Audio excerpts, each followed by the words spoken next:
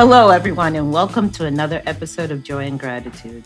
I am so excited to be here today with my wonderful co host, Ms. Beth Mercurio. And this time, I have a clue. I know this is shocking. I actually know the topic, and I'm excited about the topic, but I'm still going to let Thanks, Beth be the Nio. one to tell you. Yes, so it kind of makes sense that you know about the topic because the topic is preparation and preparing and putting ourselves in a position to be successful, to lean in, to get the outcome that we want.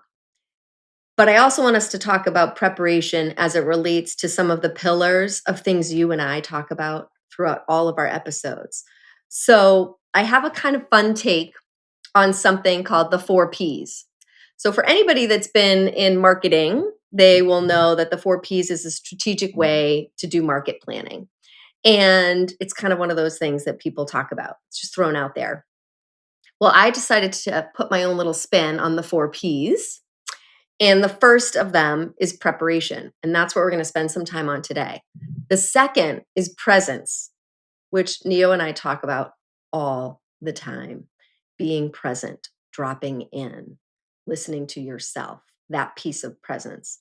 The third is the pause, because once we do that, we still end up moving fast. Maybe our pace goes from slow to all of a sudden we catch ourselves being a little too fast. So the ability for us to then pause, I call it also another P as a pulse check, pause and pulse check. How am I doing? Do I need to pivot? Do I need to slow down? Do I need to speed up? That pause moment is really, really critical. And then the last P is practice. Nothing happens without us being in the practice of something, whether it be, you think about a musician and how much they have to practice, rehearsals, how much we have to do things over and over again in order for us to get better at it. So my take on the 4 Ps is prepare, be present, presence, pause and pulse check, and then lastly, practice.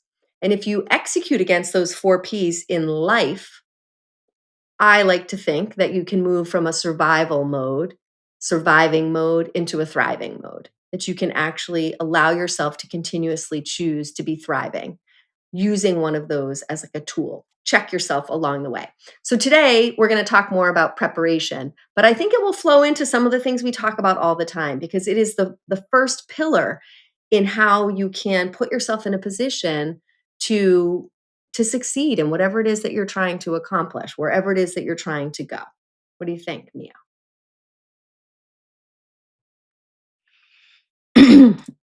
What I think is this week for me was embodying Mm. all the 4 Ps. And I had to come to the realization that if I did not follow the process, I was not living my discipline. I wasn't living my authenticity. I wasn't living all that I say that matters in leadership and in your personal path. I had a very difficult week with a lot of external demands. Um, and I had to get my internal intrinsic demands to align so that I could move forward. And when I think of preparation, it really means that I have done the study, I have done the work in the past so that I can handle the present. And I think that we make preparation sound like this tedious, run and have everything perfect. It's not about being perfect because there's always going to be messy in getting to the other side of thriving. It's about knowing that you have the tools, the knowledge, the capability to get through the mess, the chaos. And that was something that, in the midst of the crazy that I was going through, my husband and I have coffee in the morning. And we have coffee at an ungodly hour. We really have coffee at 3:30 or 4 o'clock in the morning. We do this every day. And I know that it sounds insane, but for some reason, we both wake up at that time. And once I'm awake, I figure might as well keep going. And he saw the frustration and what I was going through in the week. And he came to me and he basically said, you're prepared, therefore be present. And it was like the light bulb that I was misaligning my internal self, my intrinsic self. And I just sat there and I said, oof, oh my. Thank you for the awakening. Thank you for the awareness.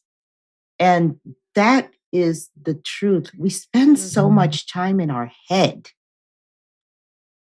literally negating the fact that we are prepared, the fact that we are accomplished, the fact that we did do the work. We minimize the amount of work we do. We minimize the fact that we know what we're doing, that we're good enough, that we're worthy. And we don't show up present in that power. And he told me, your issue is that you're not being present in the moment. You are creating a future moment that has not happened, that does not exist, and it's based on doubt. There it is. When you were talking, I just kept thinking about trust, self-trust.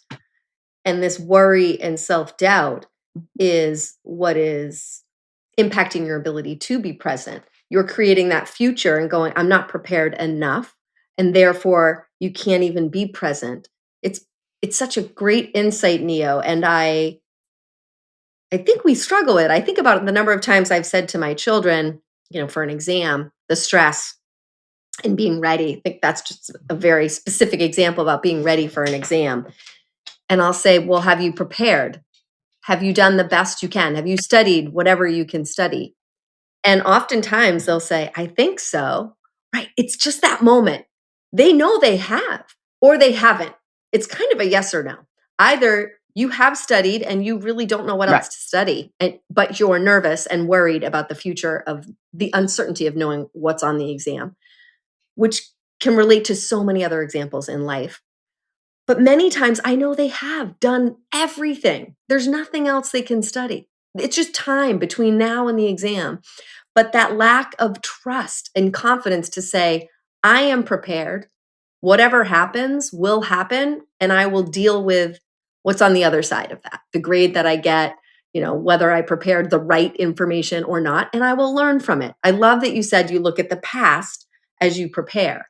So you might say, gosh, what did I do differently the last time? What should I take into account this time as I prepare for something? An exam seems like a really easy one because there's some actual studying and a lot of pre-work.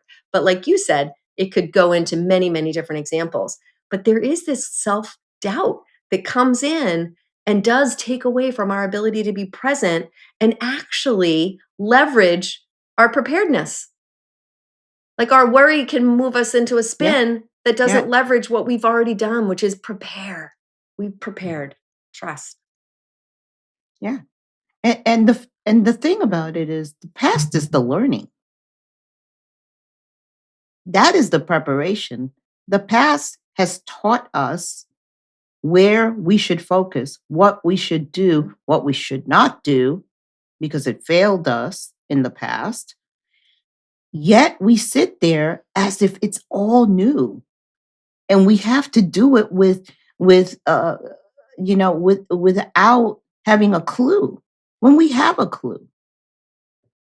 Yeah, I was talking to a group of women, and we were talking about the first time you have to go into a boardroom, and you've never been to the boardroom. You just hear about the boardroom. And there's this bizarre thing that happens to all of us, that we have this fantasy based on TV about what going into a boardroom looks like and going into a board meeting looks like. And most of us go, male and female, go into imposter syndrome and the idea of going to the boardroom. Am I good enough? Do I belong there? Why am I there? Will they listen to me? Will I speak in a way of intelligence And we just doubt, doubt, doubt, doubt, doubt.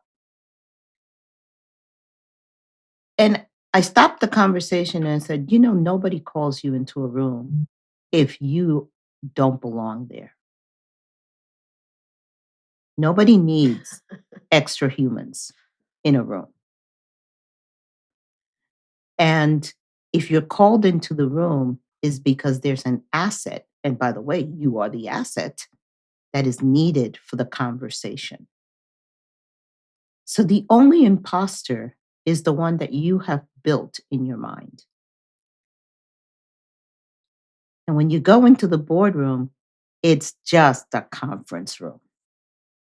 Some of them are fancier than the regular conference rooms, but it's just a conference room and it's just a bunch of people trying to figure out what's going on. And you have done that a million times before. So your preparedness is your past, the way that you've overcome difficult meetings, but it takes you being present to truly show your value in that room. I have a couple things that are coming to mind. One is this idea of an example when you did prepare and it was enough, and holding on to that and reminding yourself what that feels like. I have a Mhm. specific example that goes all the way back to college for me, which is a long time ago.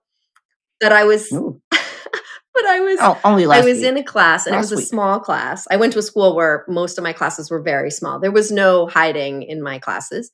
And it was an international political science class. And you would get called on randomly. So you had that fear going in every single class. You did not know whether or not you were going to be called on. And if you were called on, you could potentially have to lead the class's discussion, like the whole thing, a long time. So the amount of preparation for these classes, it was a 3-hour seminar. I remember I would stress out so much. What if I got called? What if I'm the one that has to lead this discussion? I mean, so I would have to over Mm. prepare for every single one to make sure that if that was my day, I would have to do it. And I did. I prepared. I was an intense student, I will just say. So I was prepared. I got called on and I took out all my notes. I had note cards upon note cards upon note cards to lead this class. And I get all set up and I'm like, okay, I can do this. And he just looked at me and he was like, Beth, I want you to pass me all your note cards. And I was like, I think I actually said no. If you know me, I think I said no. I was like a baby with someone taking their security blanket. I was like, no, I need my note cards. And he was like, no, you don't. And I said, no, I do. Like this is how I will be okay. And he was like, absolutely not. The fact that you took all the note cards means you know all the information already. You're prepared. Give me your note cards. Go. And sure enough, did I forget something? I'm sure I did. It didn't matter. I was able to run the session because I did do the due diligence. I had prepared.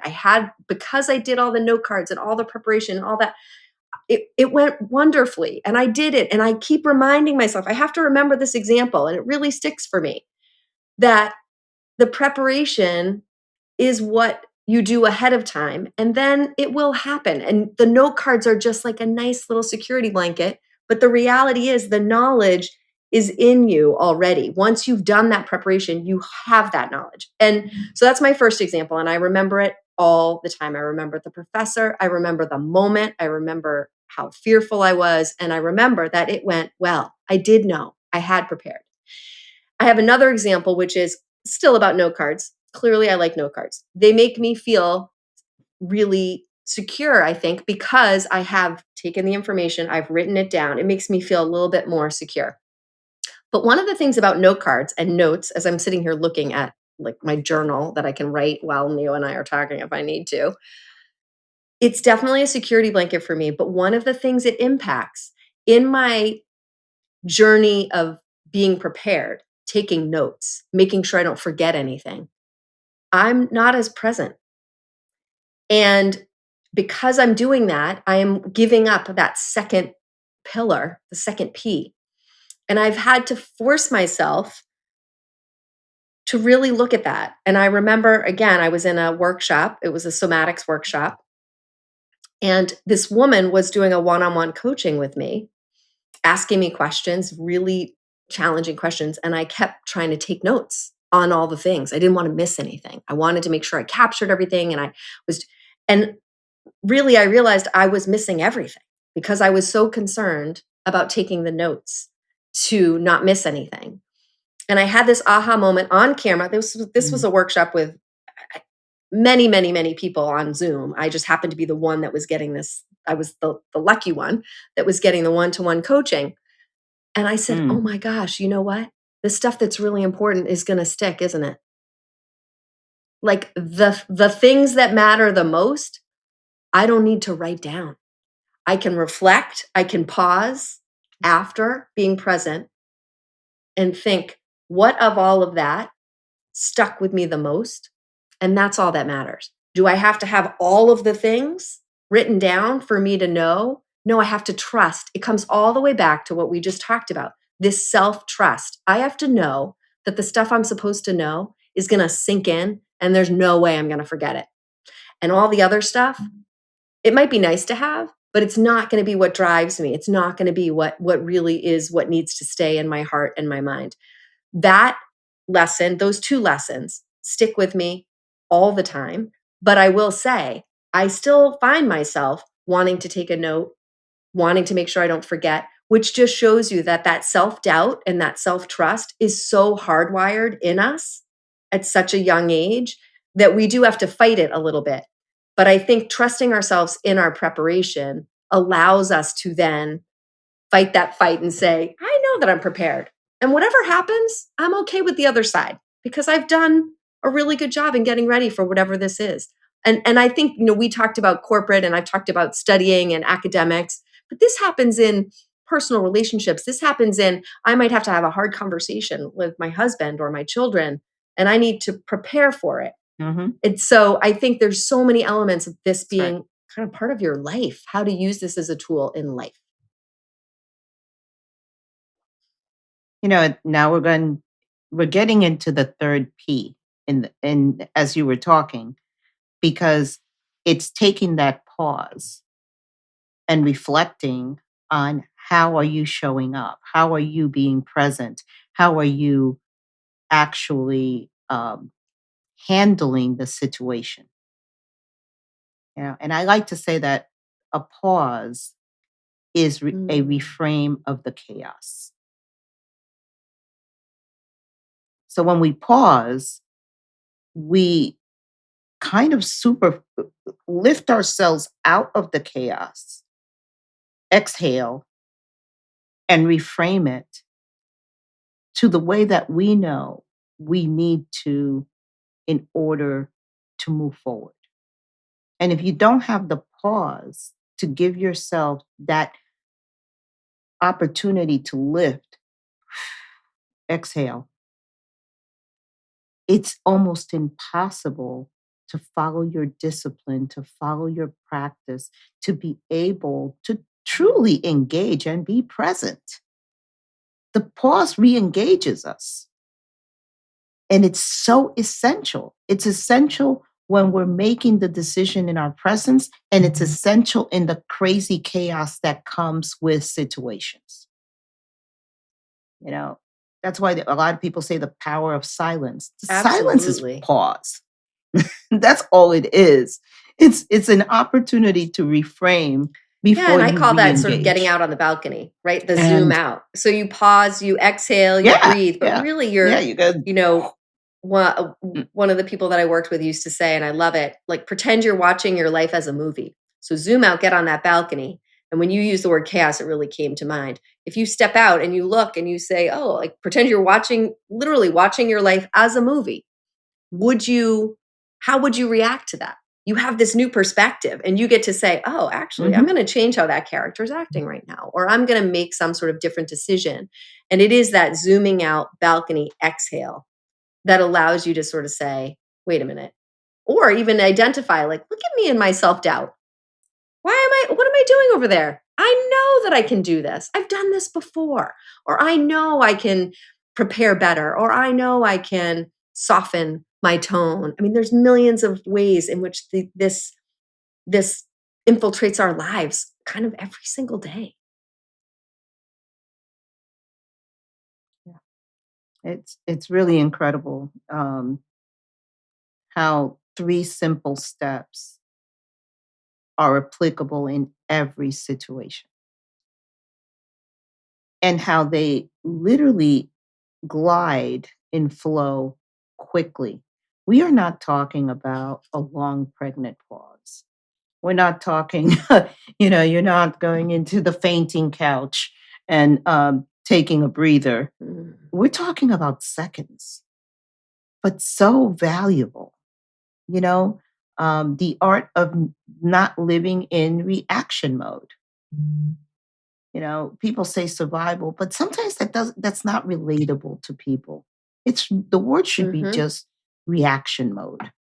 Because reality is we all understand how do you react to something? How do you react to somebody calling you out of your name? How do you react to someone just spewing negativity, negative energy? How do you react to something that is foreign to you for whatever reason? And just knowing that you can make that choice to stop and make a decision on what's Yeah. next. Even when we were doing, I don't know why this came into my brain, and it's kind of ridiculous, but I was thinking of stop and roll, Stop, you drop, know, and roll. Yeah, stop, drop, and like when there's roll. a fire, Yeah. stop, drop, and roll. When there's a fire, it's like pause, drop, and roll forward, keep going. It just came into my mind. I'm like, in everything, there's a Yes. pause. If you want to win in it, in everything, there is a pause. And I was listening to a podcast this morning, and this young man, um, and it's for people that have had brain tumors. Um, so every once in a while, I listen in to my peeps. And young guy, and he says about every single thing that happens to you is nothing but a learning and a preparation and an experience to help you to your win. And he Mm. was talking about his brain tumor, how he got a new set of life. And he was talking about just simple things about the death of his grandfather and how now he has a guardian angel that he feels with him all the time. And that's a win. And every single thing, find your win. But first, you have to pause to reflect to find your win.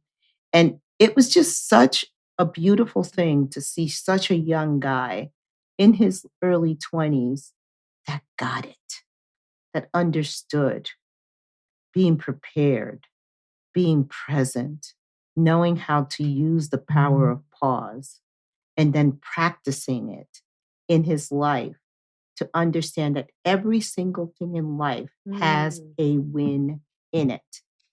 We just have to reframe the situation to see the win. That was a Oh, fantastic way to that's start the day. beautiful. And you took us right through the starting with the prepare and ending with practice. And if we could stay in practice of those 4 Ps, what a gift. Absolutely. And with that, I'd like to go to our joy song of this episode. And it's a simple one, yet a great one. I Am by India Arie.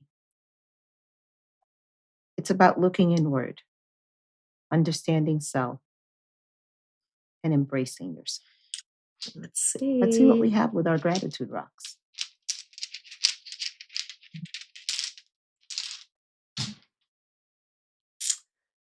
Today is this really pretty. I know. Look at that color. Ooh, It does. It's it like a almost little looks like a heart heart. within this purple color, which is beautiful. And the word is Yeah. easeful.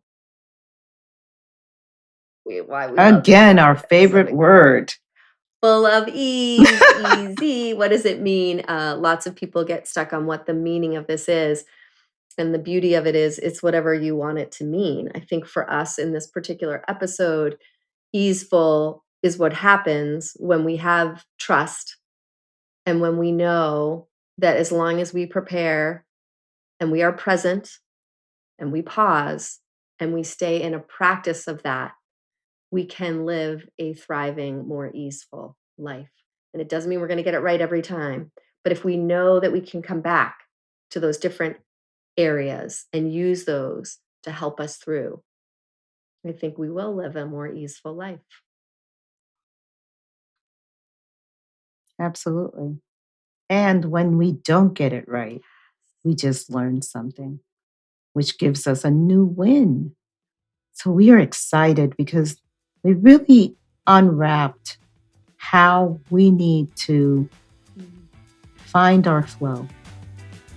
And it starts with those 4 Ps. I invite everybody to actually walk into their 4 Ps this week and see how it treats you.